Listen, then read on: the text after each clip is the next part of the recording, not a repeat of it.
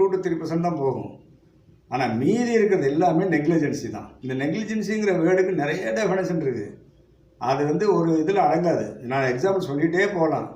ஒரு cotton box வரும், அந்த காட்டன் பாக்ஸில் ஒரு 2 கோன் இருந்து போயிடும், அந்த காட்டன் பாக்ஸே வந்து மிஸ் ஆயிடும். ஏதாவது எடுத்து எங்கேயாவது வச்சுருப்பாங்க, மிஸ் ஆயிடும். 2 கோன் போச்சுன்னா 5000 மீட்டர் போயிடுச்சு. ஒரு கோன்லேருந்து 25 பீஸு தைக்கலாம் அப்படின்னா உங்களுக்கு எத்தனை பீஸ் ஆகி போச்சு? 50 பீஸ் அவுட். யானை காணும், சுயந்திரோட காணும். காட்டன் பாக்ஸே மிஸ் ஆயிரும். ரீப்ளே, அதாவது மிஸ் ஆனால் வெளியே எடுத்து போக மாட்டாங்க, எங்கேயாவது ஒரு இடத்துல தூக்கி போட்டுருவாங்க. அன்னைக்கு கிடைக்கணும்ல.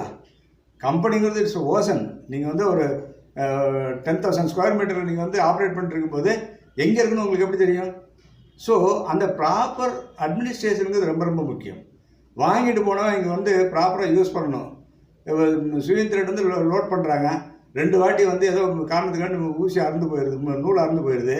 உடனே அந்த ஸ்விங் த்ரெட் கோன் என்ன ஆகும்?